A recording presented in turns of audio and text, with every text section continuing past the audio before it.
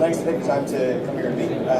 So we're going to talk to you today about these smart manufacturing digital twins and quite a few case studies we've done in this space. And mainly the reason for the presentation is to give you guys insight into the lessons learned and problems we face and overcome in those. Hopefully it'll help you in your startups in that space as well. So,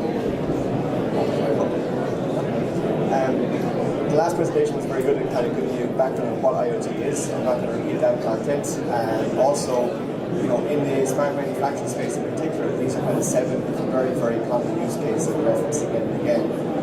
I could spend a full presentation slot talking about each one of these. So again, I'm going to assume that there is a familiarity with these sorts of concepts. And again, I'm going to touch on some of your experience case studies. But just to give you a visibility into some of the cases where smart manufacturing IoT is being used for value in manufacturing facilities. So the first case study, first project we worked on, let's say, in the IoT space, is we implemented an automated traceability system for Alps Electric. So they're a multinational, their office are the facility we were dealing with down in Cork. They have a global contract for the manufacture of a gear shift vehicle for worldwide luxury brands of cars. And the traceability system they had was paper-based, and they couldn't deliver the safety-critical traceability required to get this product. So what we did, we built a digital twin of the product being developed, and then we provided live, real-time integration with every single piece of electronic equipment in the factory that we would get access to. So for example, there were screw robots, so we could pull in the torque for every single screw that's put into this device that we manufactured.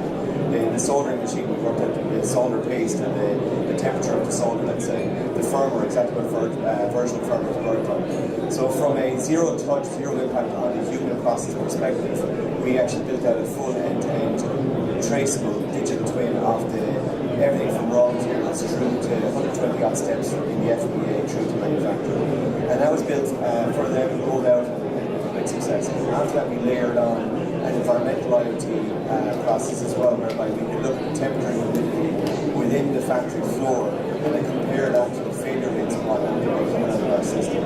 So it allowed for correlation of environmental factors to the throughput and OEE of the factory floor essentially. Another one, this one's interesting in that a lot of digital twin conversations are around within the factory floor. So with EI Electronics, which in the UK they're called ICO, with EI Electronics, what we do is we use digital twinning concepts for their product in the field. So what they do is they do carbon monoxide and smoke alarms is one of the products that they have.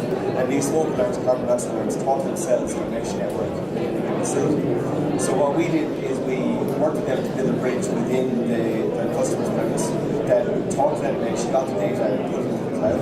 So then within our cloud system, we have a digital twin exactly what is happening in every single smoke alarm on the factory floor. Their target is large facilities or large residential complexes. So our digital twin can tell building owners all battery levels, the amount of dust in the dust chamber, when the alarms were last tested and so on. So the cost of actually maintaining and testing and proving these alarms are correct, standing over your legal responsibilities as a building owner is actually now massively reduced. So there's a huge value in that information being responsible for managing the premise. So in all of the IoT projects we've done, there's a large common challenge people have in the manufacturing space especially.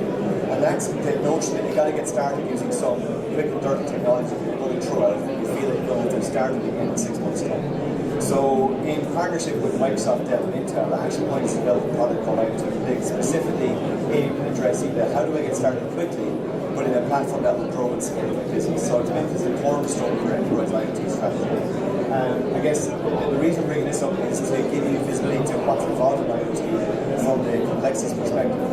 It's a route if you're going to grow, you can't do it alone. No one company can do IoT on its own, and the reason why is down to the technical complexity of building an IoT solution. So with that in mind, this is kind of a sight into the architecture of what goes on under the hood in an enterprise IoT system in a manufacturing environment. So manufacturing facility itself has got factory floor, logistics, HVAC units and so on. So what we do is we add temperature, vibration, current sensors by default onto the factory floor to get the raw data. We put that into software running on the Dell Edge Gateway, and that processes the data, stores it locally, chunks it, batches it, and then ships it into the cloud. Then in the cloud we use Microsoft Azure platform, so we use Azure IoT Hub. It's essentially the train station for the data.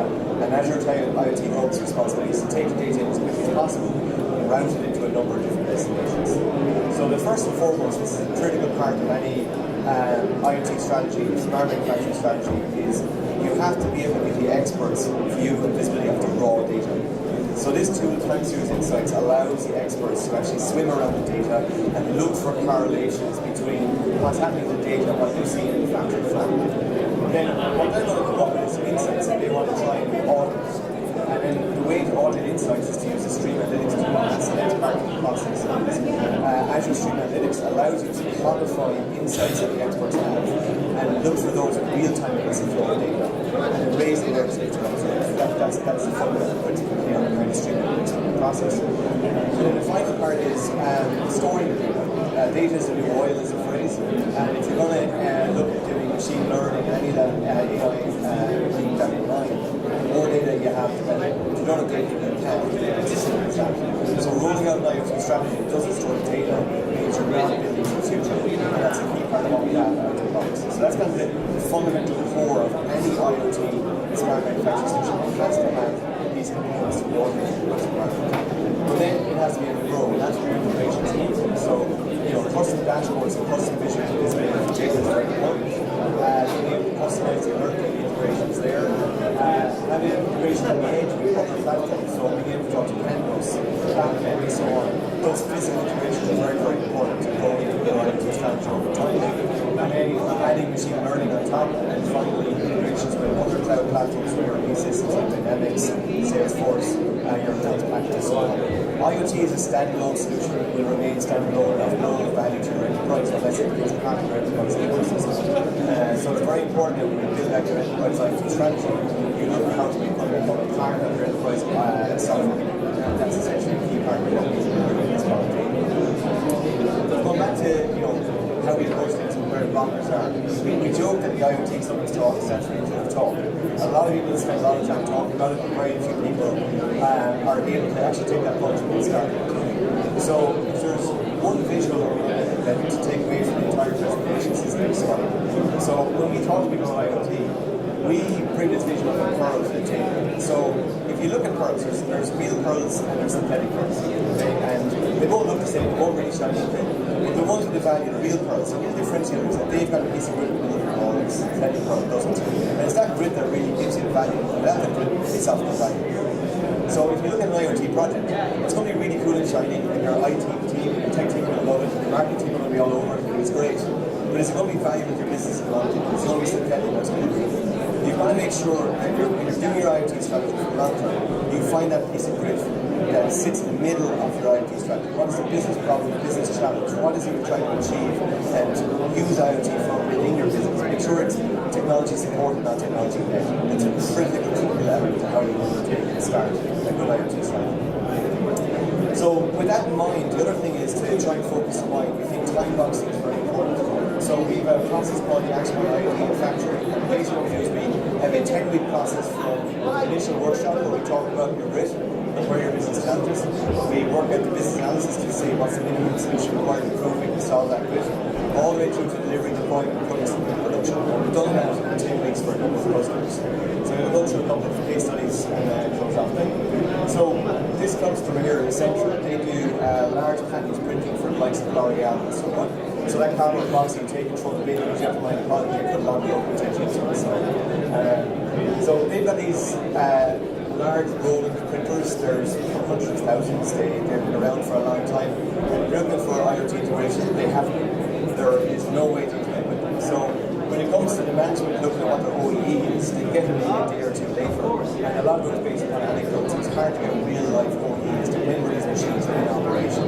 So using vibration and current specifically, we're able to look at the profile of how the machines were running and segment the data into idle, jog, and run. And so that was able to generate automated real-time OEE for management, which was of huge value to them in increasing efficiency in the factory floor. And that was a project that was envisioned, implemented, rolled out within that technical idea factory process. Another one is a water treatment facility, which is essentially an isolating sewage. And the key part of the water treatment process is it's a chemical process. And these guys spend an awful lot of time monitoring chemical processes. It's a scanning system that monitors the systems, but ultimately they've got, let's say, someone walking around who looks at the surface of the water to see is the foam the right type of foam. And even the right type of foam looks wrong. So I don't want to say the wrong type of foam. But essentially, we look at it from the perspective of increasing efficiency, because these guys are constantly cost squeezed and their costs are increasing. So to try and get them efficiency and manpower is very important. So we looked at deploying a machine vision system to do the surface monitoring for them.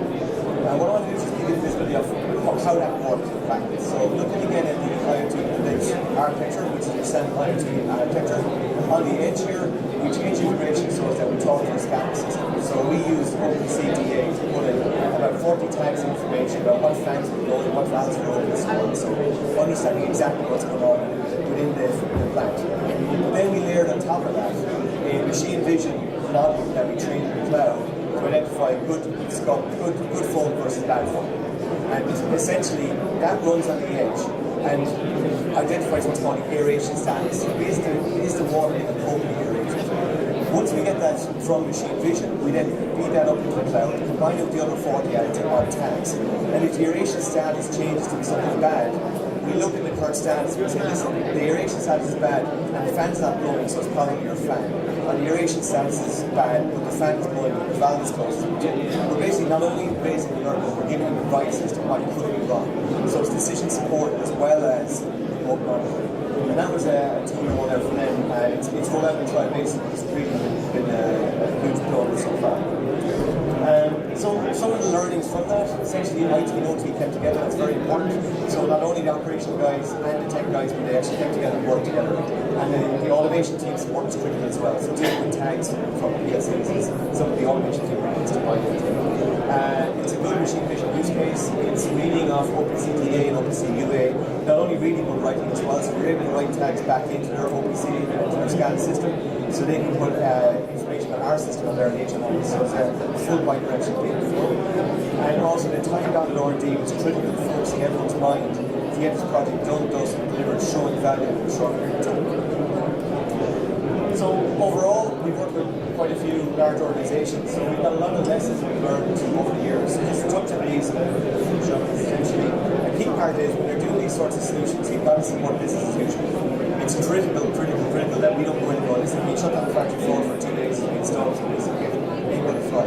So you got a team working that's focused on keeping business as usual running here.